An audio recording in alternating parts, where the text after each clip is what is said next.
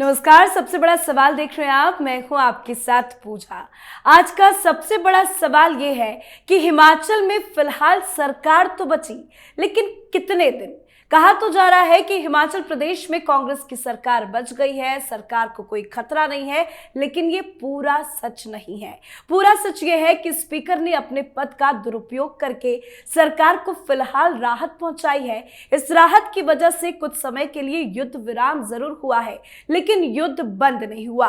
अयोग्य घोषित हुए विधायकों ने सुप्रीम कोर्ट का दरवाजा खटखटाया है, तो वहीं सीएम सुक्खू को कुर्सी से हटाने की मांग तेज होती जा रही है। बैठक पर बैठक हो रही है। विक्रमादित्य सिंह ने 6 बागी विधायकों से मुलाकात भी की है और कांग्रेस के विधायक आलाकमान के फैसले का इंतजार कर रहे हैं। मतलब साफ है कि जल्द हिमाचल में बड़ा खेल होगा।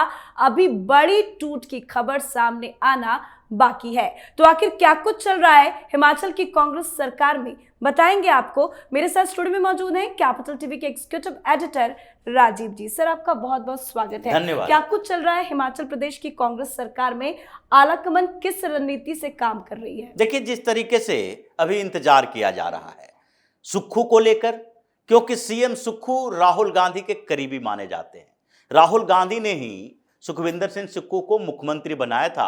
प्रियंका वाड्रा उस समय ज्यादा एक्टिव थी, तो प्रियंका वाड्रा ने अपने तरीके से बार्गेनिंग की कि अगर सीएम राहुल गांधी की पसंद का तो डिप्टी सीएम मेरी पसंद का, और इसलिए मुकेश अग्निहोत्री को डिप्टी सीएम बनाया गया।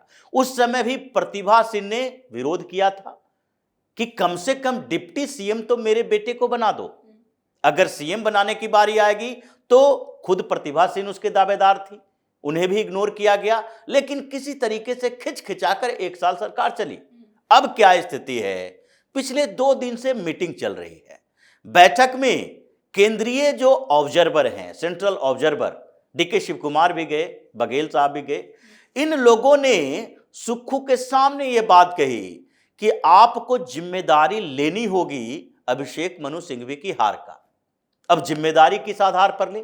जिम्मेदारी लेने का तो मतलब यह होता है कि हमसे पार्टी संभल नहीं पाई, विधायक संभल नहीं पाए, हम इसके लिए जिम्मेदार हैं कि ये पार्टी के 6 विधायकों ने बगावत कर दी। अब इसका मतलब है कि आपको इस्तीफा देना पड़ेगा। जब आप जिम्मेदारी की बात करते हैं, इसका मतलब है कि आप ये कह रहे हैं कि आप ही जिम्मेदार हैं पार्टी के बगावत के लिए, इसलिए आप इस्तीफा दें। अब इस्तीफे के लिए क्या किया जाना चाहिए? राहुल गांधी के आदेश का इंतजार तो नहीं हो सकता, और उनके आने से पहले क्या करना चाहिए, उसके लिए कोऑर्डिनेशन कमेटी बनाई गई।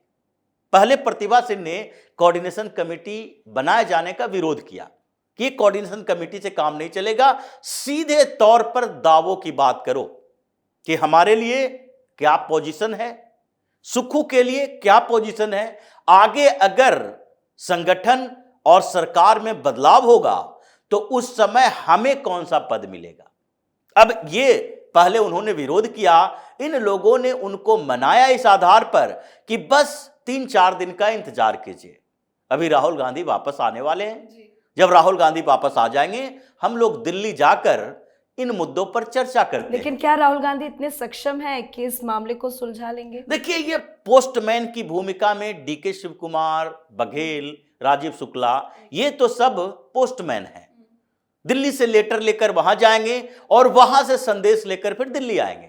इसीलिए कांग्रेस में कोई फैसला तत्काल नहीं होता, उसके लिए मिडिल लेवल के लीडर को भेजा जाता है और लीपापोती करने के लिए एक आधार बनाया जाता है कि एक कोऑर्डिनेशन कमेटी बनाए।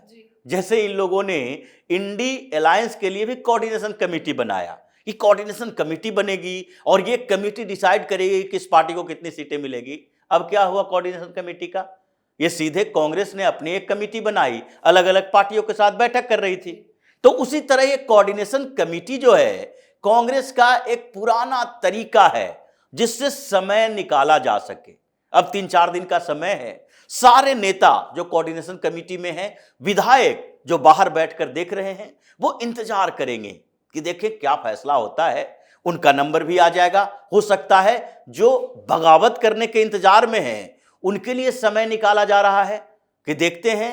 अब वो कंफ्यूज इस बात का है कि हो सकता है मुझे भी मंत्री बना दिया जाए, तो इसलिए कमेटी के फैसले का इंतजार करते हैं और कमेटी समय लेती है, अलग अलग विधायकों से मुलाकात करके वो ग्रुप बनाती है कि देखो ये 5 विधायक हैं, इन 5 विधायकों का एक नेता देखो और उसको मंत्री पद दो। तो ये लोभ प्रलोभन की बात चलती है कोऑर्डिनेशन कमेटी में, लेकिन प्रतिभा सिंह ने एन के एन प्रकारेण कोऑर्डिनेशन कमेटी को मान लिया। फिर बैठकों का दौर शुरू हुआ। सुक्खू से पूछा गया कि ये 6 जो बागी विधायक हैं उनके कोऑर्डिनेशन का क्या तरीका है, उनसे कैसे बातचीत हो सकती है। उन्होंने कहा उनसे बातचीत कैसे होगी, उनका तो फोन बंद आ रहा है। 2 विधायक जो हैं उनके पत्नियों से मेरी बात हो रही है।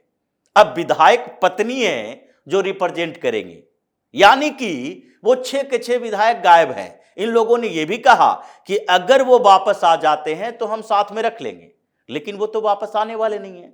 आपने तो कार्रवाई कर दी, वो सुप्रीम कोर्ट पहुंच गए। अब सुप्रीम कोर्ट ये फैसला करेगा कि किस आधार पर आपने अयोग्य करार दिया, क्योंकि ये स्पीकर का अधिकार है और चीफ व्हिप इसके लिए फैसला लेता है। ये 2 आधार हैं। राज्यसभा में क्रॉस वोटिंग, जो कि आधार नहीं बनता एंटी डिफेक्शन कानून के अनुसार, उसमें तो आप व्हिप जारी कर ही नहीं सकते। ये गुप्त मतदान है। ये मतदान कभी भी सबके सामने सार्वजनिक नहीं होता है। कोई भी जो वोटिंग करता है वो गुप्त तरीके से करता है। आप अंदाजा लगाते हैं कि इन लोगों ने हमारे खिलाफ मतदान किया है, तो फिर आप व्हिप जारी कर दो किसका। अगर जो रिटर्निंग ऑफिसर है वो बताएगा कि कौन किसके पक्ष में वोट किया है। ये तो गुप्त मतदान गुप्त ही रहेगा। दूसरी बात यह है कि इसीलिए इन लोगों ने एक नया तरीका अपनाया कि वित्त विधेयक पेश करो और उसमें व्हिप जारी करो। विधेयक के समर्थन और विरोध में आपको वोटिंग करनी होती है। अगर विरोध में वोटिंग करते हैं तो व्हिप का उल्लंघन है। इसका मतलब है कि व्हिप के उल्लंघन में आपको अयोग्य करार दिया जा सकता है। लेकिन हुआ क्या, वित्त विधेयक पेश किया गया, भारतीय जनता पार्टी के विधायकों ने हंगामा किया और उसके बाद 15 विधायकों को निलंबित कर दिया गया। अब उसके बाद वहां पर वोटिंग हुई ही नहीं, ध्वनि मत से पारित कर दिया गया, फिर एडजर्न कर दिया गया विधानसभा को। अब इस पूरे मसले में सुप्रीम कोर्ट में यह बात कही जाएगी, जब वोटिंग ही नहीं हुई, ध्वनि मत से पारित किया गया, तो तुम कैसे कह सकते हैं हमने वोट दी कि नहीं, हम गायब क्यों हुए। तो ये जो 6 बागी विधायक है वो पहुंचे हैं, सुप्रीम कोर्ट याचिका दाखिल की है, तो क्या बड़ा झटका लग सकता है? बिल्कुल, ये हो सकता है कि सुप्रीम कोर्ट कह दे ये अयोग्य नहीं है। जी जी जी। अब उसके बाद आप क्या करोगे?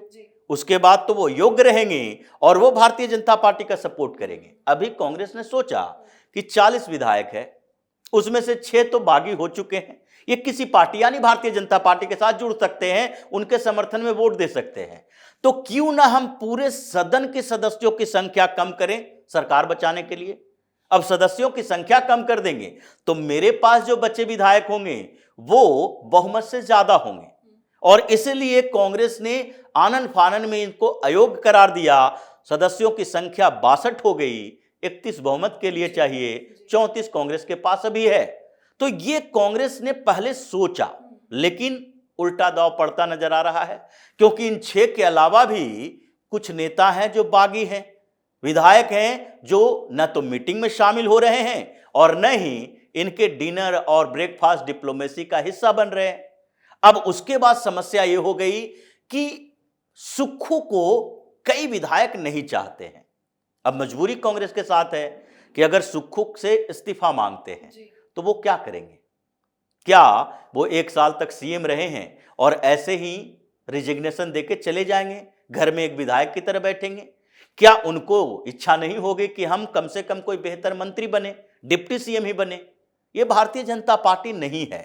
बार बार इस बात को समझना चाहिए कि राजनीति में बहुत कम ऐसा होता है कि एक सीएम देवेंद्र फडणवीस जैसा, जिसकी सरकार दोबारा बनी और उनको डिप्टी सीएम बनाया गया, सीएम शिंदे को बनाया गया और उन्होंने पार्टी के फैसले को स्वीकार कर लिया। मतलब ये जो लड़ाई चल रही है हिमाचल प्रदेश में, ये क्या सिर्फ सीएम की कुर्सी की लड़ाई है या आलाकमान के रवैये को लेकर भी इन विधायकों में भारी गुस्सा है? देखिए, अभी जो रवैये को लेकर ही शुरुआत हुई जी।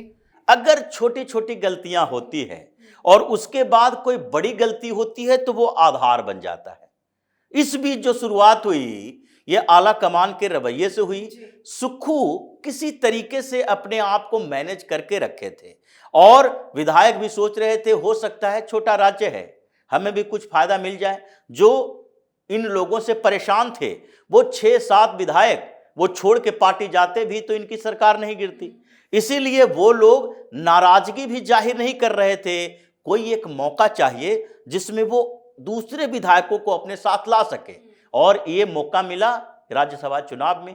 और अभिषेक मनु सिंघवी को जब वहां से प्रत्याशी बनाया गया, वहां के विधायकों को लगा हमने तो आनंद शर्मा की बात की थी, यहां का एक दो ही तो बड़ा नेता है जो केंद्र में काम करता है और उनको भी इग्नोर किया जा रहा है। तो उसके बाद लॉबिंग शुरू हो गई। ये 6 विधायक इसलिए क्रॉस वोटिंग किए क्योंकि 6 विधायकों की ही जरूरत थी। जब विश्वास मत की बात होगी, जब अविश्वास प्रस्ताव भारतीय जनता पार्टी लाएगी, तो यह संख्या 6 नहीं रहेगी, यह संख्या कम से कम 12 से 15 की होगी।